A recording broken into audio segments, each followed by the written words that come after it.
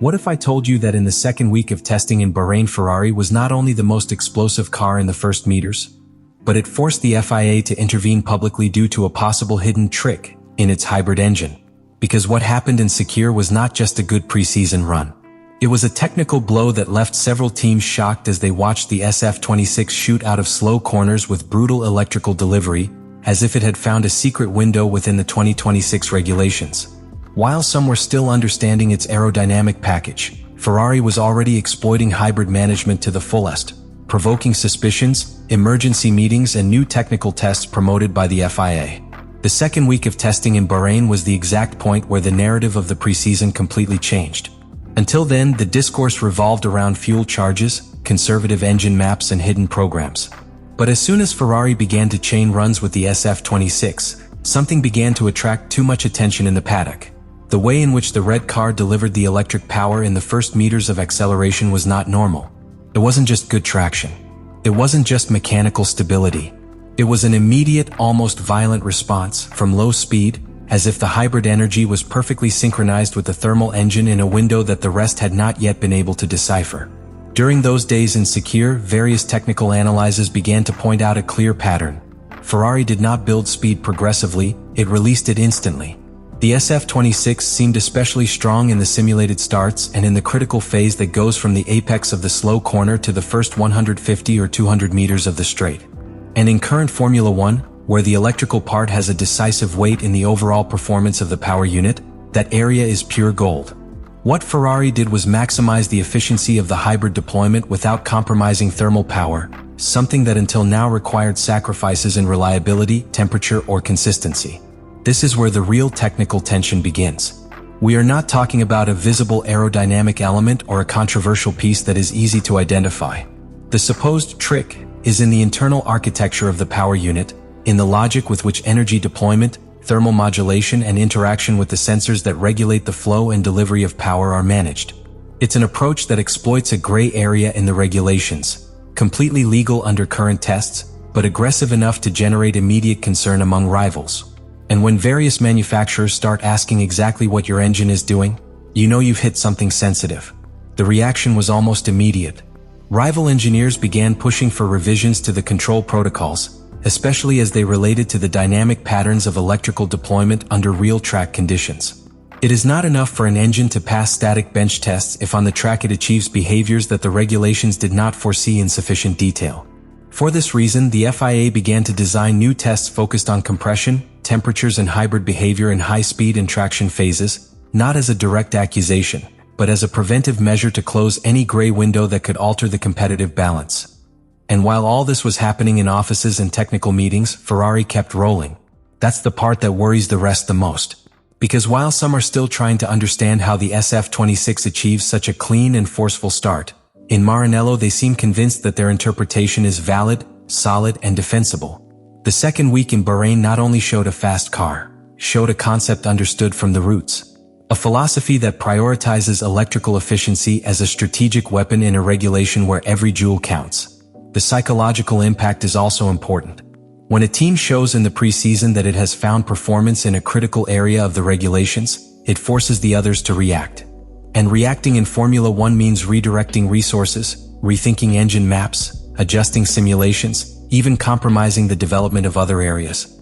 Ferrari not only set competitive times in Bahrain, sowed doubts. And in this sport, doubt is an advantage. The start of the SF26 in these tests thus became a symbol of something bigger. It is not only a car that accelerates well, it is a technical statement. It's the message that Ferrari has understood the new hybrid framework better than anyone else in this initial phase. And if the FIA does not introduce regulatory modifications after what was seen in the second week, that advantage could become the starting point of a season where electrical management is the absolute key to the championship. Internal analyses by several teams pointed to an uncomfortable pattern. Ferrari did not seem to lose energy in the transition between maximum deployment and thermal stabilization. Typically, when a manufacturer pursues aggressive electrical power peaks, they pay a price in temperature, consumption, or system degradation. But in the case of the red car, that penalty was not visible in long runs. That set off all the alarms. Because if explosive performance is maintained without compromising consistency, we are not facing a simple aggressive classification map, but rather a deeply optimized management architecture. This is where the paddock goes into political mode. The teams that feel behind are beginning to discreetly pressure the FIA to review how certain dynamic parameters are being measured. It is not enough to check the compression ratio or validate static pressure limits. What is of concern is the actual behavior of the hybrid system when it interacts with traction, high speed, and energy recovery. There is beginning to be talk about new control protocols that include deployment patterns in real racing conditions, something that until now was not so detailed in the standard tests. And that move, although presented as a general supervisory improvement, has an implicit name in the paddock: Ferrari. Meanwhile, on the track, the narrative is clear. In exit simulations carried out during that second week, the SF26 showed an immediate, almost surgical response. There was no delay in electrical delivery, no sense of progressive power buildup.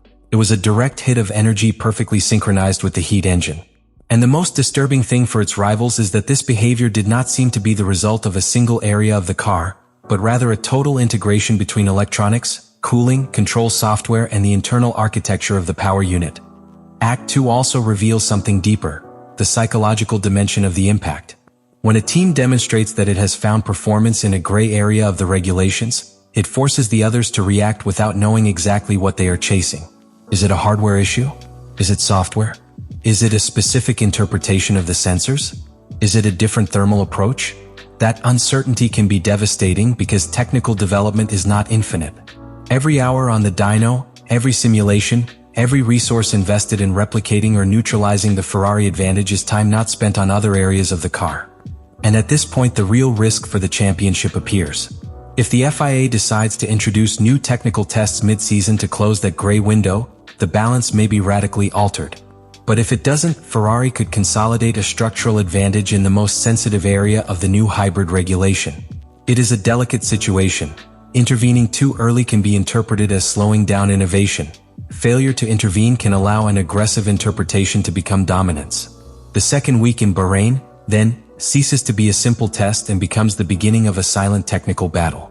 Ferrari has marked territory. The FIA is under pressure. And the rest of the manufacturers face an uncomfortable reality. The championship could be beginning to be defined not by visible aerodynamics, but by invisible energy management. The great sporting consequence of what happened in Sakhir is that hybrid management becomes the central axis of performance. If the SF26 has truly managed to maximize electrical deployment without sacrificing thermal stability or long-run consistency, then Ferrari has understood the spirit of the regulation better than anyone in this initial phase. And that is critical because in a regulation where electric energy has a greater role, every meter gained in the acceleration phase translates into more solid defense, clearer overtaking, and less strategic exposure. But the scenario is not linear. There is a latent tension that can change everything. The FIA, under pressure from several manufacturers after what was seen in the second week, has already begun to work on new dynamic control methods. If those additional tests are implemented mid-season and limit the behavior that Ferrari has optimized, the hit could be huge. It would not only affect performance on outings, but the entire energy architecture of the car. And that is where the championship could experience an unexpected turn. Because we're not talking about a small aerodynamic adjustment, we are talking about the heart of the hybrid system. The start of the SF26 was not a minor detail or a pre-season anecdote. It was the most visible sign of something much deeper. A total integration between the heat engine and the electrical system that, at this moment, seems to be one step ahead of the rest. And when the difference appears in the most critical phase of acceleration, the one that defines overtaking, defenses, and strategic positioning, the impact transcends the simple statistics of fast laps. Ferrari has shown that it understood the new energy approach of the regulations from the root. It has found performance in a gray area that, for now, is legal. And that puts the FIA in a delicate position. Intervening could change the competitive balance. Failure to do so could allow that advantage to be consolidated as the pillar of the entire season. In any case, the board has already been moved. Bahrain's second week didn't deliver points, but it did change the narrative. We're not just talking about a fast car, we're talking about a technical statement. If this hybrid architecture withstands regulatory scrutiny, Ferrari could have built its season from the first meters of acceleration. And in a Formula One where every energy detail counts, that difference can be what marks the championship. Let me know in the comments what you think about all this.